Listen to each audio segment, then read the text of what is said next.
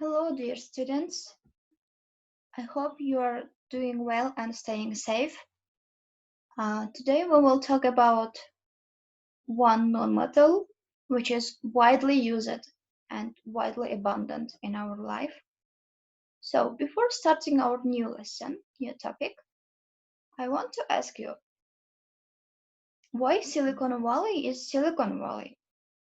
So Silicon Valley got its name because when it started at the beginning of 1970s, it was after a Great Depression, they started to make their first computers, and their business was based at using of semiconductor silicon. So today our new topic is silicon. Silicon is most abundant element after oxygen in Earth's crust. It's found in nature as silicon dioxide in sands, quartz, and silicates, which form 95% of the rocks in the Earth. So it's similar to metalloids.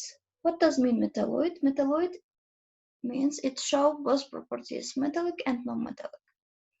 So it's grayish blue, quite hard and brittle substance. So it shows its metallic properties and similar to non-metals in terms of chemical properties. It has 4 valence electrons, similar to carbon, and silicon can be obtained in a few ways as follows. So silicon can be reduced by reaction of silicon dioxide with carbon. As a result, we will get silicon and carbon monoxide. Also, silicon can be obtained from reaction of silicon dioxide with active metal like magnesium. As a result, magnesium oxide and pure silicon obtained.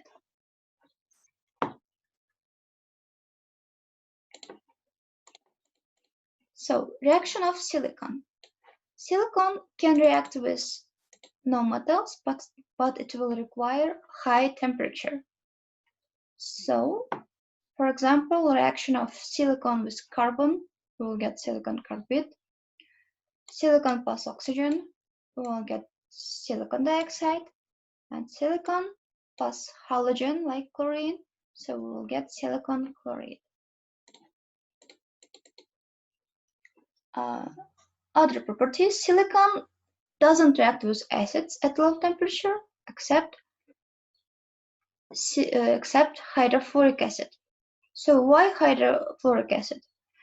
If you remember from chemistry of 8th grades, this acid, so hydrofluoric acid, cannot be kept in glass dishes because glass made of sand, and sand consists of silicon. So, for example, silicon can react with hydrofluoric acids. That's why silicon can react with hydrofluoric acid. And as a result, silicon tetrafluoride and hydrogen will produce it. So silicon reacts with hot, strong base solutions to form silicates. For example, silicon plus potassium hydroxide solution. So as a result, we will get potassium silicate and hydrogen gas. So important compounds of silicon. Silicon dioxide. So its structure similar to diamond structure. It's very hard like diamond. It melts at 1600 degrees Celsius, and when it's cooled, it solidifies without crystallization and quartz glass is formed. So this glass is thermostable, so stable to high temperature.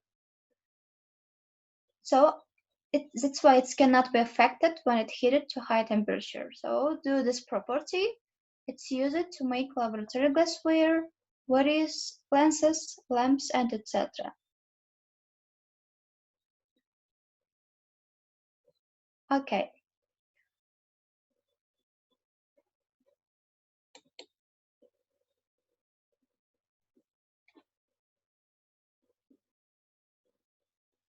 So, silicon dioxide, it's insoluble in acid, except hydrofluoric acid.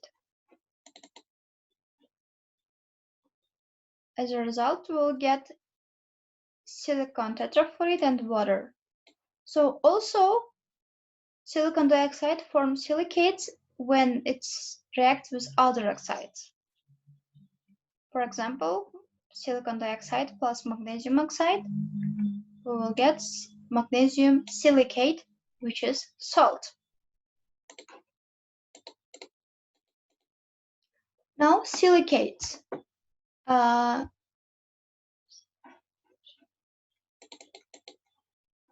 Clay. Clay, it's in Russian, it's glina. Clays occur naturally as aluminosilicate. So, as you see here, it's silicate of aluminium. The second representative of silicates, it's glass. Glass is a supercooled liquid. So silicon dioxide is used in the production of glass. Calcium carbonate, sodium carbonate, and sand, which is silicon dioxide, are heated at high temperature and glass is formed. So this is formula of glass. And the third representative of silicates from our daily life is cement, a mixture of limestone, which is calcium carbonate, and clay are pulverized, which means powdered, and then roasted about 100 or 1500 degrees Celsius. After that, the mixture is grounded with a little gypsum to very fine powder, and cement will produce it.